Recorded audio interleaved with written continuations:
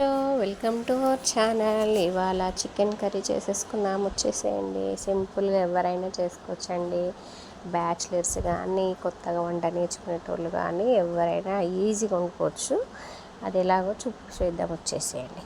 1 KG chicken అయితే తీసుకొని మంచిగా వాష్ చేసి పెట్టేసుకోవాలి. 2 సార్లు వాటర్ తోటి కడిగేసి పెట్టేసుకొని అందులో 2 స్పూన్ల కారం నిండుగా వేసేస్తున్నాను. అంటే స్పైసీని బట్టి 2 స్పూన్ల కారము, స్పూన్నర ఉప్పు, స్పూన్నర అల్లం ఎల్లిగడ్డ పేస్ట్ ఫ్రెష్గా దంచుకున్నది, అలాగే 1/2 చెంచా పసుపు వేసుకొనేసి మంచిగా ముక్కలకి అంతా కలిసేటట్టు కలుపుకోవాలి.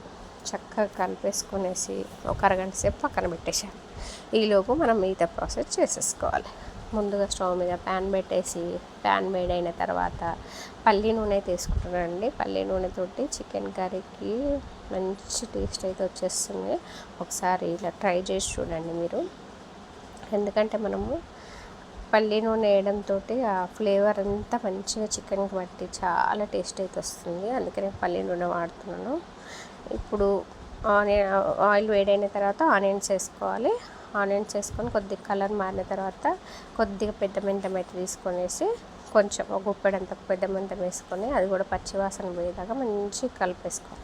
తర్వాత 2 పచ్చిమిరపకాయ చీలికలు, కొద్దిగా పుదీనా, కొద్దిగా కరివేపాకు వేసుకొనేసి ఇది కూడా పచ్చివాసన పోయేదాకా కలుపుకోవాలి.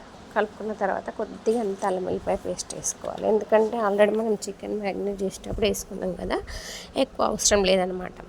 స్పూన్నర వేసుకున్నాం కదా, ఇప్పుడు ఒక పావంత వేసేసుకొనేసి అది పచ్చివాసన పోయినాక కొద్దిగా పావంత పసుపు వేసుకొనేసి ఇప్పుడు మనం మ్యారినేట్ చేసి పెట్టుకున్న చికెన్ వేసుకోవాలి.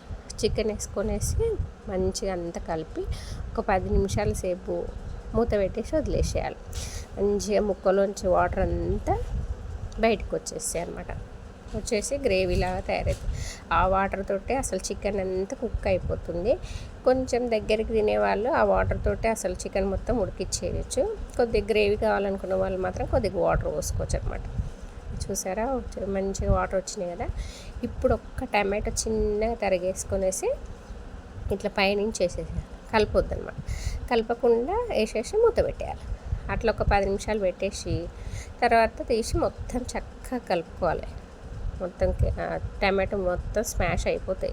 చిన్నగా కట్ చేసుకుంటాం. అసలు టమాటో వేసినట్టు కూడా తెలియదు అనమాట. ఒకటంటే ఒకటే వేసుకోవాలి, లేదంటే పుల్లగా అయిపోతుంది అనమాట. కర్రీ టేస్ట్ అంతా డామినేట్ చేస్తుంది.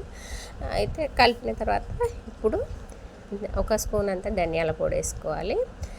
ధనియాల పొడి వేసుకొనేసి కొంచెం పావు స్పూన్ అంతా జీరా పౌడర్, పావు స్పూన్ అంతా మిరియాల పొడి వేసేసుకొనేసి మొత్తం కలుపుకోవాలన్నమాట. ఇప్పుడు మనం కర్రీకి ఆల్రెడీ మ్యారినేట్ చేసినప్పుడే సాల్ట్ వేసినాం కదా, ఇదంతా కలిపిన తర్వాత కొద్దిసేపు అయినాక ఈ మసాలా అంతా మిరియాల పౌడర్ అంతా ముక్కకు పట్టిన తర్వాత తెలుస్తుంది అనమాట సాల్ట్ సరిపోతుందా లేదా అనేది.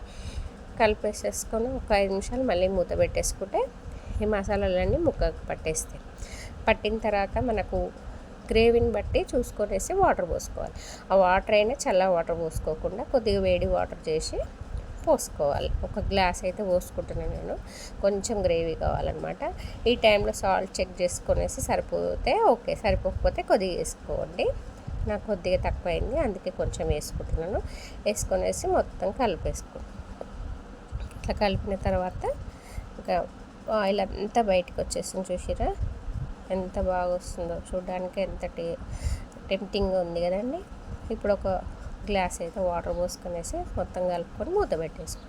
ఇట్లా ఒక 5 నిమిషాలు ఉంచేసుకొనేసి కొద్దిగా గరం మసాలా, కొద్దిగా కొత్తిమీర వేసుకొనేసి కలిపి ఒక 2 నిమిషాల నుంచి దించేసుకోవడమే. చాలా టేస్ట్ అయితే ఉంటుంది. ఒకసారి ఖచ్చితంగా ట్రై చేయండి. నచ్చితే లైక్ చేయండి, షేర్ చేయండి, సబ్స్క్రైబ్ చేసుకోండి. ఇంతసేపు వీడియో చూశారు కదండి, ఒక లైక్ అయితే ఇచ్చేసేయండి. ఎందుకంటే నా ఛానల్ గ్రోత్ అవ్వడానికి ఉపయోగపడుతుంది అన్నమాట. ఓకేనా, మరి ఈ కర్రీ పూరితోటైనా, చపాతీకైనా, రైస్కైనా చాలా బాగుంటుంది. ఎవరైనా ఈజీగా చేసుకోవచ్చు. వంట రాని వాళ్ళు కూడా చేసుకోవచ్చు అనమాట.